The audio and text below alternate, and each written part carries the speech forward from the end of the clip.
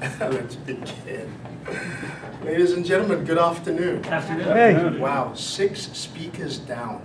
And you know what, Bradley? I can read your mind. You're saying, Yeah. I want to hear the 7th speaker. Isn't that right, Bradley? That is correct. That is right. All right, so for those of you who don't know who I am, my name is Mawano Kambeu, and I am a small business owner. I own a company called Dot Com Zambia. But more to follow on that, on what I actually do, what my small business actually does. Last night I was in my hotel room preparing for this presentation, and the movie Demolition Man came on. Does anybody remember that from 1992? Sylvester Stallone Oh, yeah. and Wesley Snipes. Snipes. And they had this vision of the future. You know, apparently how you could only go to one restaurant, so several restaurants in a strip, but they were all owned by one company. Does anybody know the name of that company? Taco Bell. It was actually Taco Bell. Nice move. Can you imagine that? Now, that's actually not a very far-fetched idea. Think about what you're hearing in the news these days, about how large corporations one day will run the world, how 5 companies will own pretty much everything. That's right. I'm going to say that's a little bit far-fetched, because you know what? I am a small business owner, a successful small business owner.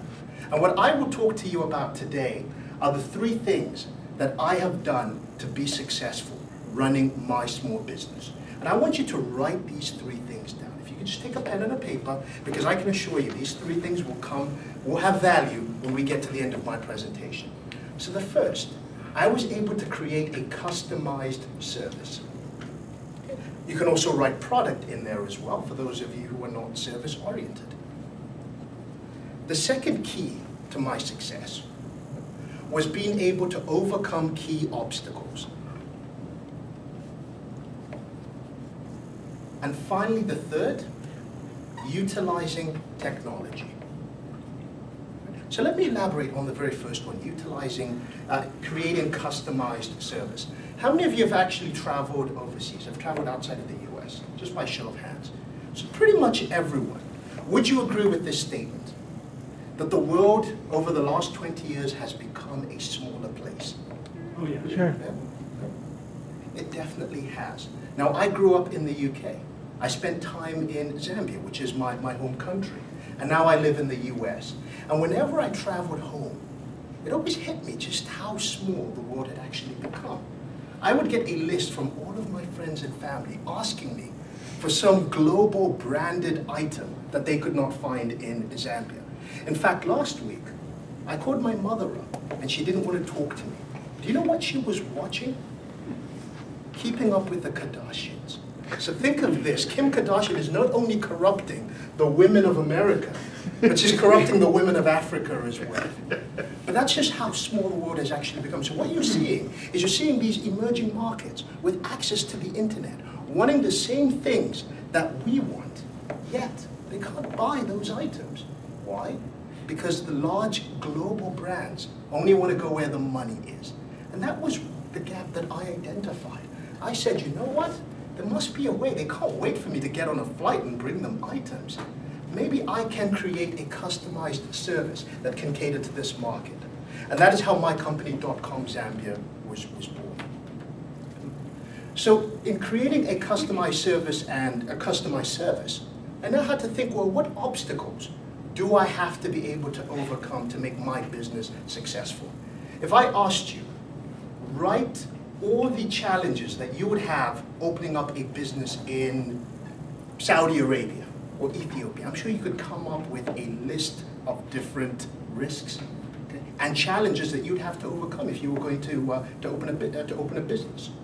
In my case, there were really two key obstacles I had to overcome. The first was the fact that if you wanted to open up an internet-based business, there's no credit card infrastructure in Zambia. So how are your clients going to buy items from you? And the second, no postal infrastructure.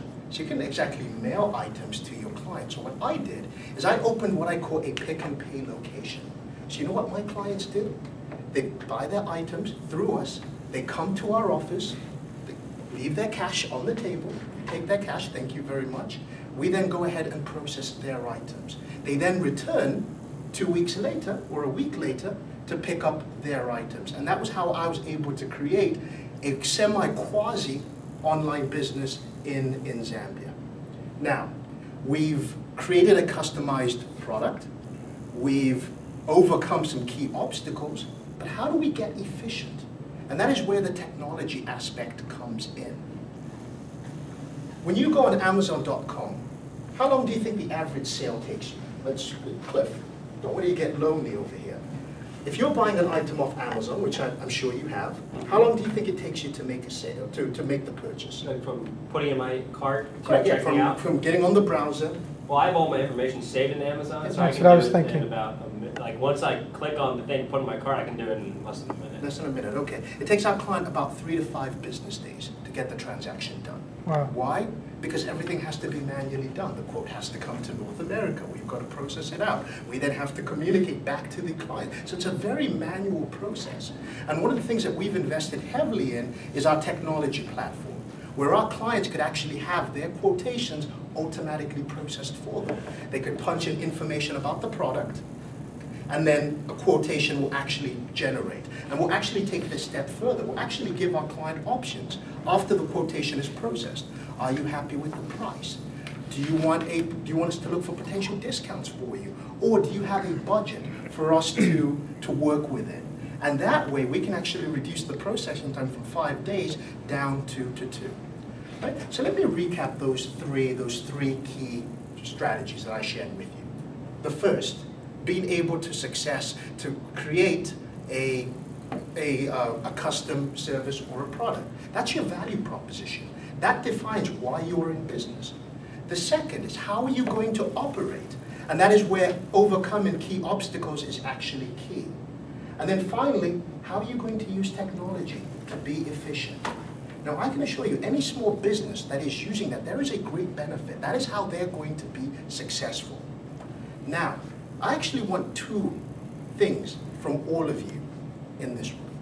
The first, I want you to support your local small business. Go into your diner, to your hardware store down the road, especially if you do not want Taco Bell to own every company in America. And the second, the 3 strategies that I shared with you, apply them to your everyday work. Doesn't matter whether you own a small business, whether you work for corporate America. This is a way in which you can actually better yourself. So if you're responsible for the creation